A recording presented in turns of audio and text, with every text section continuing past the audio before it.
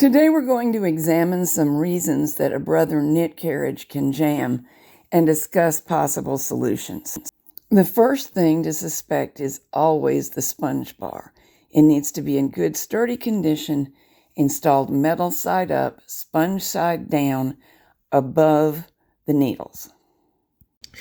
I've pulled these needles out to show you. Look at the wing lifting slightly as it goes under the needle, and that means it's going to be doing that through here. So one thing that can be wrong with your carriage is this sinker plate. And I actually think mine is slightly wrong at the moment. Right. It can be installed incorrectly. You notice this one doesn't have the little centering rounds that some types of machines have, so that there's a boss underneath here that centers it perfectly, so you can get this on and not have it on right. There are dimples to line up, but this can be a major problem if you have a jam. And you must examine this very carefully. The set of these two wing plates are controlled by these two sections. They will break very easily, but that needs to be a perfect 90 degrees. But the wing may have a little bit of rise to it depending on the model of machine that you have. And you can see that this plate controls the scoop for your threads, just like the scoops on. Do you mean yarn? Yes, okay. The yarn. Just like the scoops on the carriage grab the needle butts. But this can be a problem. You can get a replacement. If you continue to have a problem and you can't find anything in the carriage, it may be worth getting a new sinker plate. Or even those, we call them wings, there's another proper name, but they are sold by themselves, and Yes. They're not very difficult to take off and replace. Those 3 screws, and then you got to change your brush and wheel assemblies off of the old one onto the new one and then assemble it. But yeah, this can be your problem right in here. We're going to go to Carriage Release, CR. And that is the position by which you see you can lift the carriage right off of the bed. Now I'm in CR, and I'm going to very carefully go out of CR. And here's the major difference. You see this leading edge coming out. Now, the fact that it's tied into your timing belt is part of it. But when this is out, it's under the lip of the machine right in here. So you can't lift the back of that carriage up unless it's in the CR position. And I'm going to put it back into CR. And you see that wing goes It flush. retracts everything. Yeah, it goes flush. Now, I've heard people say, and one lady admitted she put pliers, a big pair of vice grips on here, to try and get that knob to turn. She actually broke this knob on the inside. But forcing this into the CR position, there's too many things that have to take place. So it may not be a plan. You may not actually achieve the CR position. Okay. Watch this section right here. You see when the edge retracts, this piece moves in, and it does it on both sides. I'll go out, watch that area again, out of CR, into CR. If you've got a needle in this path at the time you're trying to get into CR, CR won't succeed. No, it won't. And if you force it, you've either broken a needle, best case scenario, or broken this lever section of your carriage. And there's one on both sides. If the camera can look over here, I've got my finger, and you can see that going into position. So either place, there could be something caught in it. That's right. And some of the things that can cause a jam can cause the needle butt to be in the works. Yes, yes. If a needle is slow going back and forth, if your sponge bar is not premium in its loft, then it's letting the needle sag a little bit or bounce a little bit. It's more bounce. This sponge bar is in good condition. Are you feeling a nice resistance when you try to push up? Watch the wave. I'm starting a wave. But it's because it takes pressure to lift those needles up, and they're being held right there. If they were to rattle, no matter what the sponge bar looks like when you take it out, you know it's in too soft a condition to do its job, and it may have allowed a needle to get somewhere into the works here or into the sinker plate. Yes. Remember, when you're using the card reader for patterning, part of what it does is hold the needle butt down. I'm going to pull a needle butt out. It holds the needle butt down when those selector plates come over, and that's how come it gets skipped, or it's up and it gets worked when it comes through. So if your sponge bar out here isn't doing its job and the spring comb underneath it, then when these needle butts get pushed down and held down, it's not going to work right, because if it's pushed down and it isn't held down, then it's up and it's in the way. Which is the weird explanation for why sometimes with a bad sponge bar, stockinette is still successful, but pattern knitting is not. That's right. It's a matter of timing with the belt. That's the name of it. To tell those selector plates when to grab a needle. And the needle gets pushed down and the selector grabs it. And that's what makes your patterning across, and that's how come it's so many needle repeat on there. All right, now we're in SM on this particular carriage. And you see the major thing underneath here is just this right here. I will move it. See it? That retracts and opens up this path right here. Now we're going to go to KC. And you see... Which for a punch card machine is what most of your patterning is done on. Right. And look at what we've got. This flipper on this side. This flipper on this side is what moves. There you go. So if one of those fails to move into position, either because it's dirty or a spring is missing or damaged, what happens? Well, then you've got the path open on one side and closed on the other side. The needle butt comes through here. Is that a jam possibility occurring? It is. Wrong way. Okay, now the needle path is oops, like so. But you see, when it comes out on this side, it puts it in a different position. That's where your patterning comes in, and your selector plates have 2 rows of needle butts to select. The next one is NL. Let me make sure I'm right. Yes, NL. Notice NL no longer engages your timing belt. See, there's your timing belt. Because that's stockinette, so we don't need the timing belt. And this is now blocked. It has to come off this way because this comes out. Wait, are you saying the needle butt has to come off? The needle butt has to come out a different direction. See, there you go. And you can see that on either side. This one right here. This one right here. So once again, if you are turning the dial and you're not getting the response that you see us getting, it can be a source of jams because the machine won't tell the needles what you thought you were telling it. That's correct. That's correct. And you'll notice that also this is moving. It's moved once before. I'll go back. There it is. It's up here now. See, it goes back to the position it was in for SM. Am I right in thinking the reason we get those positive clicks that hold it into position is because out of sight there is a spring engaged? Yes. When I know we have a video of taking the cover off the machine. Oh, yes. And in one of them, I'm sure I put the selector knob back on to show you the track that it moves in through here to make these work. But yeah, that positive click is because that selector track that knob operates has springs all along it.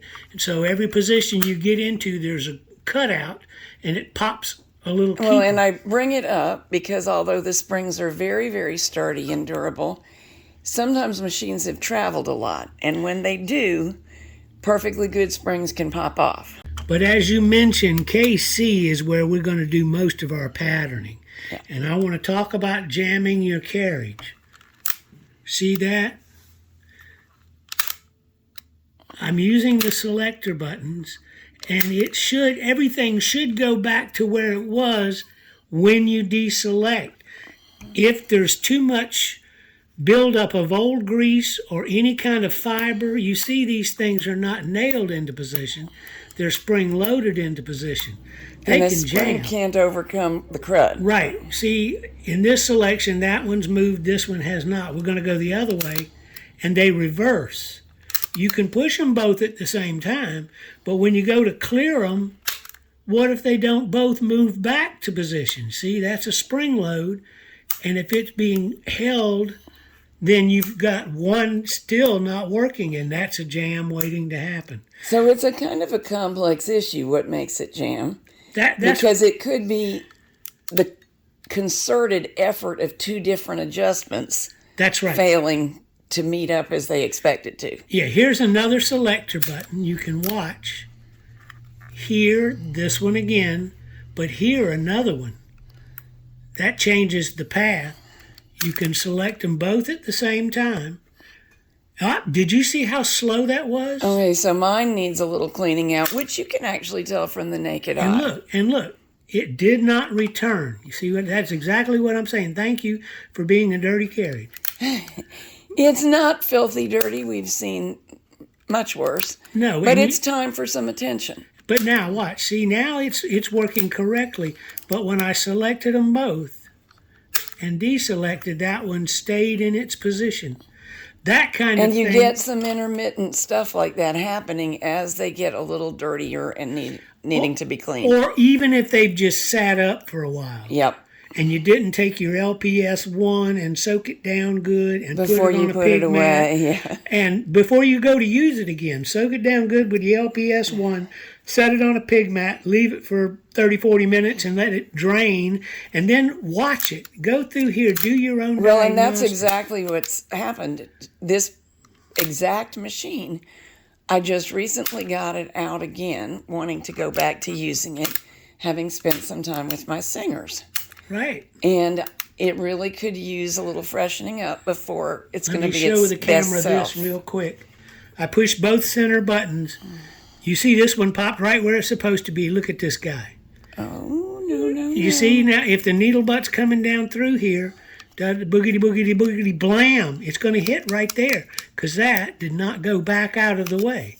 I'll cancel them both. And it's slowly moving back. You see? Yeah. This is the kind of thing, if you do some diagnostics like we're doing now, you'll see this is problematic. And people will say, oh, I flipped all the flippers. And they move, yeah. They move just fine, but do they respond correctly to the buttoning? See, well, now, and quickly enough. yeah, Because, see, that one, it's doing fine when I use this but wooden row dowel. after row, I'm going to knit left, change directions, knit right, expect Yes. performance, and it may not be that fast.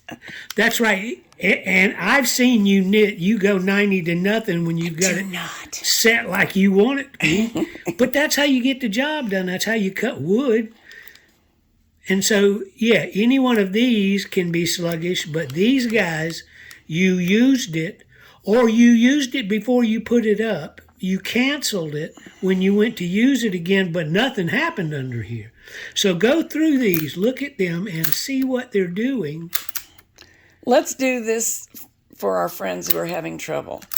Let's press each button and tell them what it is so they know what normal response is. And if mine isn't normal, you can point that out too. All right, let me turn it over and we'll see.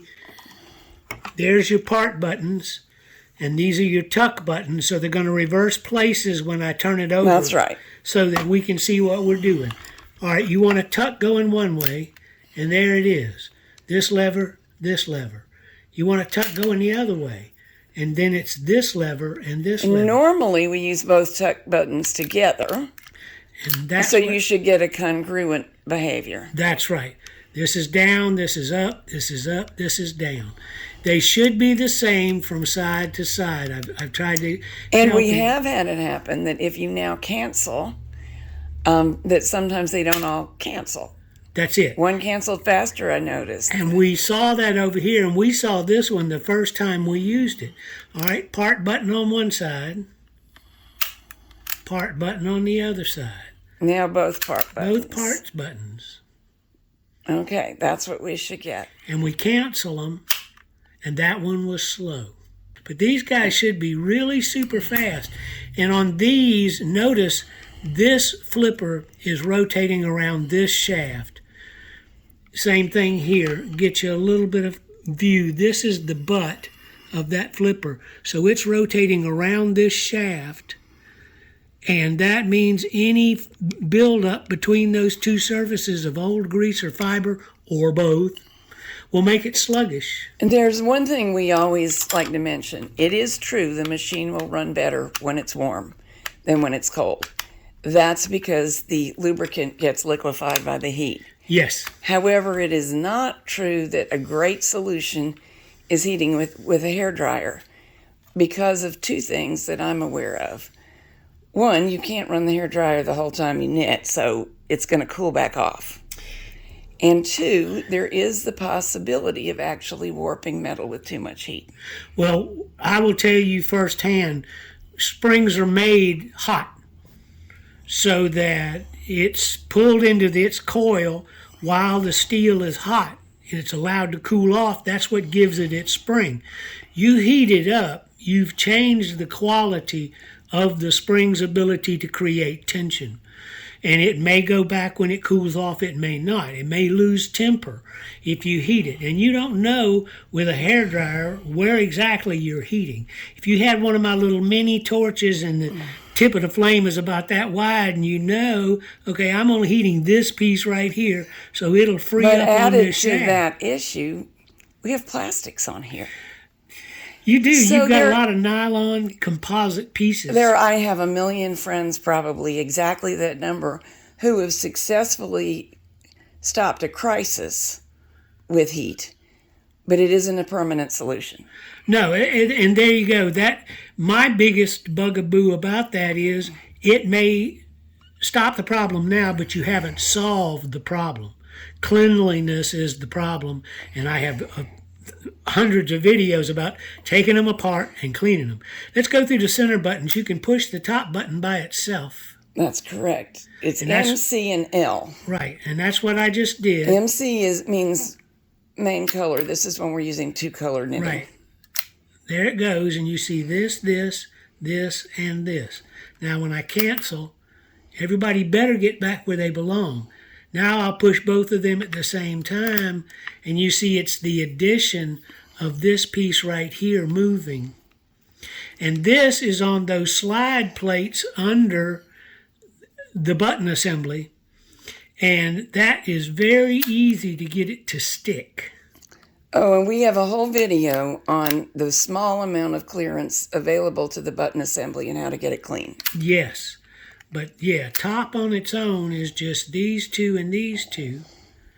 And both together moves this out of the way so your path becomes a different path through there. Normally, your needle butts are going back and forth on this guy, which also needs to be pretty quick. He can't be sluggish if you're going one direction, then the other direction, and this direction, and that direction. It needs to be pretty electric in there to stay out of the way at the right time. So to our friends with jams, we are really sorry that we can't answer the question, what causes a jam, with a simple 1, 2, 3 answer. There are so many things, but we hope this gives you a little bit of help. Yeah, at least you can go through it before you use it, make sure this is occurring, and are there any slow spots. We found 1, 2, 3 of them on this carriage, which was knitting successfully.